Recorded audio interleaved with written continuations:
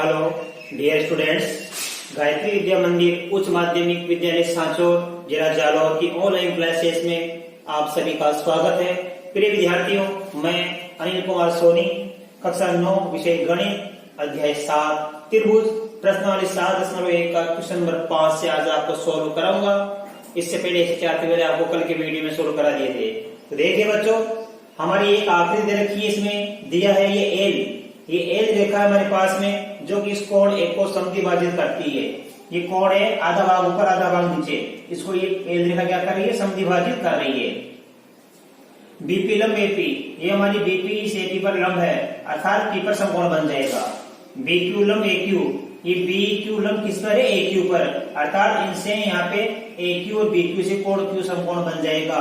सिद्ध करना है नंबर 1 एपीबी और त्रिभुज एक्यूबी दोनों को सर्वांग सम सिद्ध करना है, और बीपी बराबर बीक्यू, यानी बीपी और बीक्यू को बराबर लाना है। देखिए बच्चों कैसे करेंगे। सबसे पहले नंबर 1 त्रिभुज एपीबी और एक्यूबी को सर्वांग सम सिद्ध करना है, तो कैसे करेंगे। सबसे पहले इसका नाम लिखो, त्रिभुज एपीबी तथा त्रिभुज एक्यूबी में अब कैसे करते हैं, 3 भाग समान लाने। देखो क्या क्या समान है, ए पी बी और ए क्यू बी, इसमें देखो क्या क्या समान आएगा, अच्छे से समझना आप।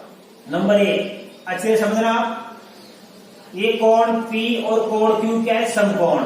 तो लिखेंगे, देखो इसका कोण P, इसका कोण Q। क्यों होगा, क्योंकि ये समकोण है,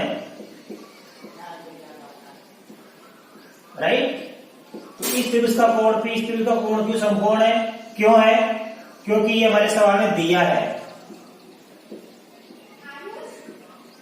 ठीक है। इसके बाद देखिए यहाँ पे कोण A, इस A का नाम क्या है, QAB,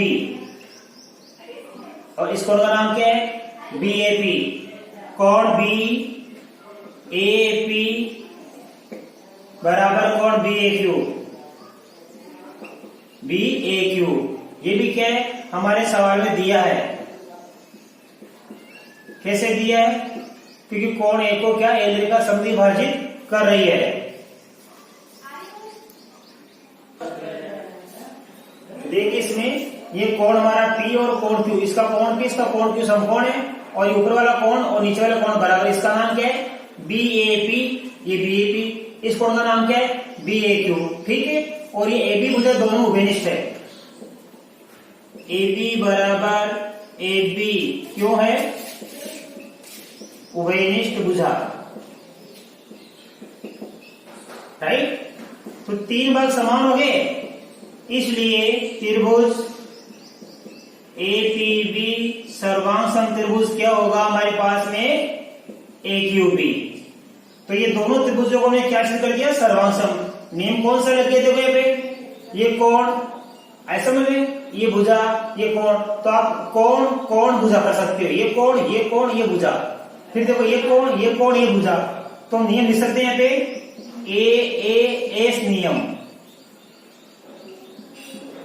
इस नियम से ये दोनों त्रिभुज क्या हो गए, सर्वांग सम।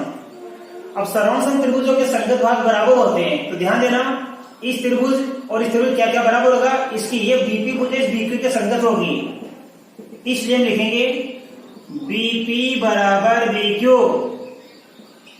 ये बीपी बराबर बीक्यू क्यों होगी, क्योंकि दोनों त्रिभुज सर्वांग सम हो गए और सर्वांग सम त्रिभुजों के संगत भाग बराबर होते हैं। तो आप या तो यहाँ लिखना सर्वांग सम त्रिभुजों के संगत भाग बराबर होते हैं, या लिखना यहाँ पे बाई CPCT। इसका मतलब है कि संगत भाग बराबर होते हैं, सर्वांग सम त्रिभुजों के संगत भाग बराबर होते हैं, ठीक है। कॉरेस्पॉन्डेंट पार्ट सीट करो, कॉरेस्पॉन्डेंट पार्ट संगत भाग इसके बराबर होते हैं, ठीक है। तो ये हमारा पहला सवाल हो गया, हमने दोनों त्रिभुजों को सर्वांग सम सिद्ध कर दिया, और जैसे दोनों त्रिभुज सर्वांग सम होते हैं तो इनके संगत भाग बराबर होते हैं बाई CPCT। इसका मतलब है कि सर्वांग सम त्रिभुजों के संगत भाग बराबर होते हैं, अतः इसकी बीपी बराबर BQ होगी। अब आप इसको बेटा उतार लो, स्क्रीनशॉट ले लो, मैं अगला सवाल बताऊंगा।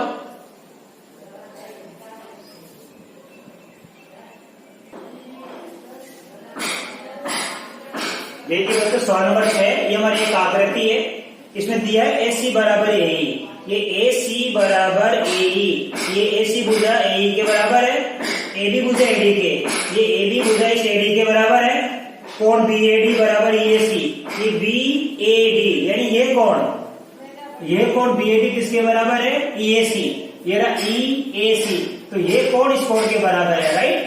ये इधर वाला कोण इस कोण के बराबर है, बीच वाला नहीं, इधर वाला बराबर है। तो देखो हम कहां से करेंगे, हमें सिद्ध करना है कि BC बराबर DE, ये BC बराबर DE लाना होगा। देखो ध्यान देना, ये BC बराबर किसके होगा? ये DE के बराबर होगा। ये BC बराबर किसके होगा? DE के। अब कैसे लेंगे देखो, सब पहले यहां से लिखेंगे अपन। देखो यहां से, क्योंकि कोण BAD बराबर कोण EAC, ये कैसे आया? हमारे सवाल में दिया है। तो ये BAD, देखो ये BAD और हमारे पास EAC, ये दोनों कोण बराबर है, ये कोण बराबर हमारे सवाल में दिया है। अब हम क्या करेंगे, बीच वाला भाग, ये भाग, इसका नाम क्या है? DAC, ये बीच वाला भाग दोनों ओर जोड़ देंगे। ध्यान रखना, दोनों ओर कोण DAC जोड़ने पर, तो देखो यहाँ पे कोण BAD प्लस कोण DAC, इधर कोण EAC प्लस कोण DAC जोड़ दिया। तो देखो BAD में DAC जोड़ दिया, तो ये पूरा बन जाएगा। ऐसे लेके आता, पूरे का नाम क्या जाएगा? BAC। इसलिए ये बन जाएगा कोण BAC। इधर देखो इसमें पूरा जोड़ देंगे, यहां से लेके यहां तक, इधर क्या बन जाएगा? DAE बन जाएगा, कोण DAE बन जाएगा, राइट? तो ये BAC ये तुम्हारा किसके बराबर हो गया? ऐसे लेके ध्यान देना, ये हो जाएगा मेरे पास में DAE के बराबर हो गया। और क्या दिया मेरे पास में? इसकी देखो मुझे ध्यान देना, हमारे पास ये भुजा AB किसके बराबर है? AD के। AB भुजा किसके बराबर है? AD के। ये हमारे सवाल में दिया है, ये AB भुजा इस AD के बराबर है। और क्या दिया हमारे पास? देखो ये AC भुजा AE के, ये हमारी AC भुजा AE के बराबर है। ध्यान देना, AC भुजा AE, ये कहां से आया? ये भी हमारे सवाल में दिया हुआ है। तो त्रिभुज के कितने भाग समान हो गए? 3 भाग समान हो गए। इसलिए ये त्रिभुज बन गया बराबर। ध्यान देना, एक तो ABD बन गया हमारे पास, ये रहा ABC बन गया। दूसरा कौन सा बन गया? AEC। तो आप बोल सकते हो ABC त्रिभुज ABC, यहां से लेके ABC पूरा किसके बराबर हो गया? देखो ध्यान देना, ये सर्वांग त्रिभुज किससे होगा? ABC के बाद हो जाएगा हमारे पास ADE, त्रिभुज ADE। ये दोनों त्रिभुज सर्वांग हो गए। और सर्वांग त्रिभुज क्यों है? क्योंकि हमें क्या देखो, इसकी एक भुजा, ठीक है, और दूसरी भुजा, ये भुजा इसके बराबर और ये भुजा इसके बराबर, और एक कोण, सास का नियम लागू हो गया है। ये भुजा, ये कोण, भुजा, तो SAS नियम यहाँ पे लागू हो गया। इस नियम से हमारे दोनों त्रिभुज सर्वांग हो गए। और सर्वांग त्रिभुज जो क्या होते हैं? संगत भाग बराबर होते हैं। इसलिए ये BC बराबर हो जाएगा DE। क्यों हो गया BC बराबर यहाँ पे DE? ध्यान देना, ये हमारी BC भुजा इस ABC त्रिभुज की है, और हमारे पास DE, देखो ADE त्रिभुज यहां से लेके, तो ये DE ये BC बराबर होगी। क्यों होगी? कि दोनों त्रिभुज सर्वांग है, और सर्वांग त्रिभुज के संगत भाग बराबर होते हैं। तो यहाँ इतना बाई CPCT का मतलब है कॉन्सेप्ट पार्ट और कॉन्फर्मेशन। ध्यान देना, सर्वांग त्रिभुजों के संगत भाग बराबर होते हैं। ये आपको अच्छी तरह समझ आ गया। आप इसका स्क्रीनशॉट उतार लो बच्चों। इसके बाद हम सवाल नंबर 7 सोल्व करेंगे।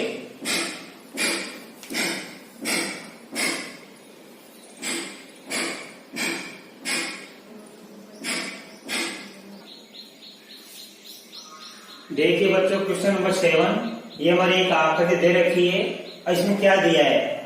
PAB का मध्य बिंदु है। ये PAB का मध्य बिंदु है, तो क्या प्राप्त होगा? AB बराबर PB प्राप्त होगा। ये AB बराबर PB प्राप्त होगा। कोण BAD बराबर AB, ये को BAD, यानी ये कोण, ये कोण किसके बराबर है? हमारे पास सवाल दिया हुआ ABE के, ये ABE, तो ये कोण इसके बराबर है, कोण EPA, ये EPA, यानी ये कोण किसके बराबर है? DPB, DPB, तो ये दोनों कोण आपस में बराबर दे रखे हैं और ये दोनों कोण आपस में बराबर दे रखे हैं। PAB का मध्य बिंदु है, इसका मतलब AP बराबर PB है। हमें सिद्ध करना है कि त्रिभुज DAP जो कहां है? DAP, ये त्रिभुज और त्रिभुज EBP, ये त्रिभुज, ये दोनों त्रिभुज को सर्वांग लाना है और AD और BE को बराबर लाना है। हमें क्या लाना है? यहाँ पे ये AD और ये BE को बराबर लाना है। तो देखो सबसे पहले सवाल को कहां से करेंगे, ध्यान देना, हम यहां से करेंगे, यहां से, तो लिखेंगे, देखो अच्छे से समझना, क्योंकि AB का मध्य बिंदु है, AB का मध्य बिंदु है, इसलिए AP बराबर क्या बन जाएगा? BP बन जाएगा। ये AP बराबर क्या बन गया? BP। ये समीकरण नंबर 1 हो गया। अब वो क्या दिया? कोण BAD बराबर AB, अब यहां से करेंगे हम, क्योंकि कोण BAD बराबर ABE, ध्यान देना, ये हमारा BAD किसके बराबर है? हमारे पास में BAD, ये कोण किसके बराबर है? ABE, कोण BAD बराबर ABE, ये हमारा BAD ये कोण और ABE, ध्यान देना, BAD और ABE, तो ये दोनों कोण बराबर हो गए। ये समीकरण नंबर हो गए 2। और क्या दिया है? यह लिखना तथा। अब देखो चूंकि क्या बराबर है हमारे पास में? तीसरा EPA, कोण EPA बराबर क्या दिया है? कोण DPB, कोण DPB, तो EPA कहां है? ये रहा EPA, ये कोण और DPB, ये DPB, ये दोनों कोण बराबर है, ये कोण और ये कोण बराबर, ही बीच वाला हिस्सा ये, इन दोनों में जोड़ देंगे, बीच वाला हिस्सा इसमें भी जोड़ देंगे और बीच वाला हिस्सा इसमें भी जोड़ देंगे। इसका नाम क्या है? EPD, तो लिखेंगे दोनों ओर कोण EPD जोड़ने पर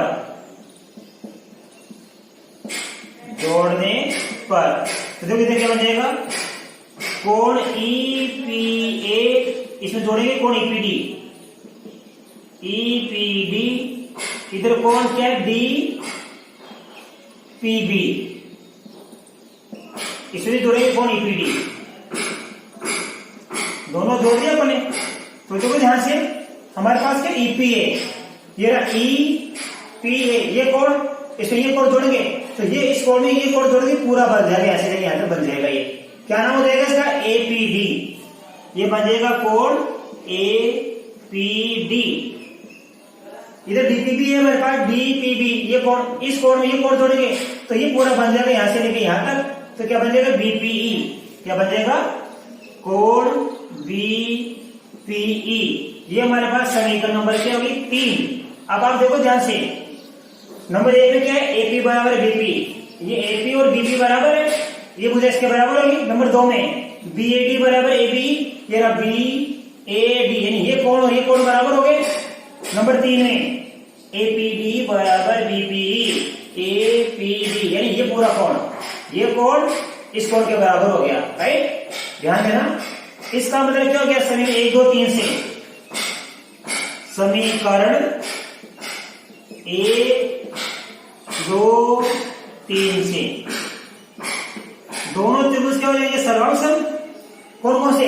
एक तो APD, ध्यान देना, हमें लाना है कौन सा त्रिभुज? DAP, ये देखो हमारा ये रहा DAP, त्रिभुज DAP सर्वांग समत्रिभुज किसके होगा? EBP, दोनों त्रिभुज सर्वांग हो गए। और जैसे दो त्रिभुज सर्वांग होते हैं तो उनके संगत भाग बराबर होते हैं, इसलिए AD बराबर BE। इस त्रिभुज की AD देखो ये हमारा DAP, ध्यान देना, DAP ये त्रिभुज, और कौन सा EBP। तो यहां से लेके ये त्रिभुज और यहां से लेके ये त्रिभुज दोनों हमने सर्वांग सिद्ध कर दिए, और सर्वांग त्रिभुजों के संगत भाग बराबर होते हैं। इसका मतलब ये AD किसके बराबर हो जाएगी, BE के। इसका मतलब ये AD बराबर हो जाएगी हमारे पास BE के। तो ये AD किसके बराबर होगी, BE के।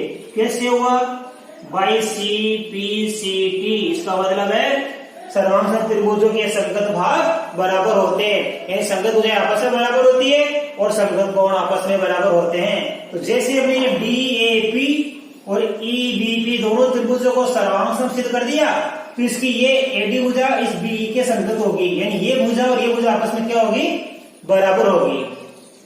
इसका स्क्रीनशॉट ले लीजिए, मैं आपको अगला सवाल बताऊंगा।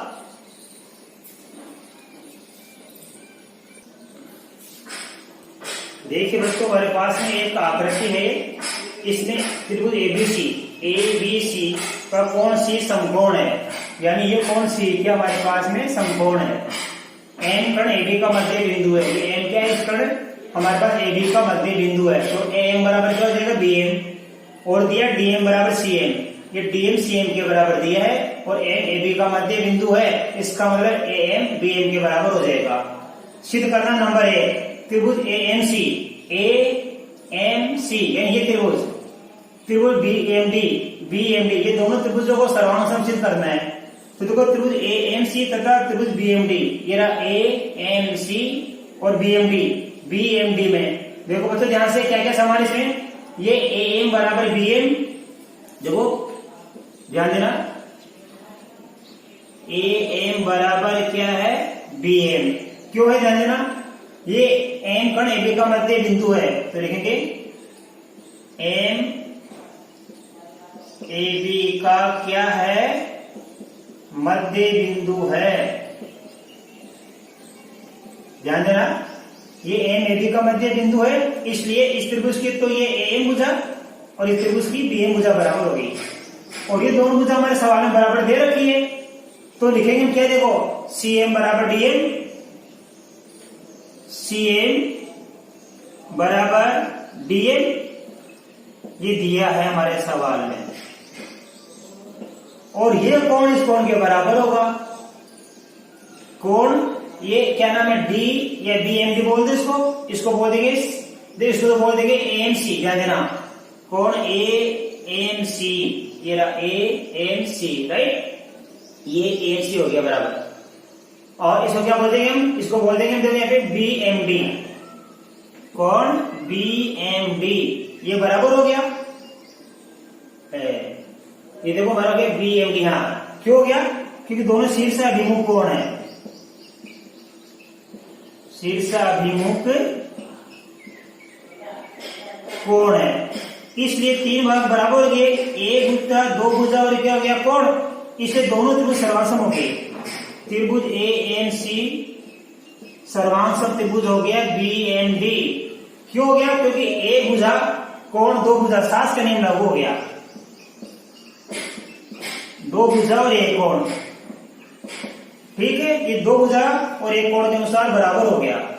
अब आप देखिए ध्यान से, जैसे दो त्रिभुज सर्वांग सिद्ध होते हैं तो उनके संगत भाग भी बराबर होते हैं, इसलिए इसकी ये भुजा बराबर हो जाएगी, इसलिए ये BD बराबर क्या हो जाएगा AC, ये BD बराबर क्या हो जाएगा AC। आई समझ में, आप ध्यान देना, ये BD बराबर क्या हो जाएगा AC, और इसका ये कोण इस कोण के बराबर हो जाएगा, तथा कोण इसका नाम क्या है DBM बराबर क्या हो जाएगा, इसका नाम क्या है CAM, कोण CAM। ये दोनों क्यों बराबर हो गए, बाई CPCT।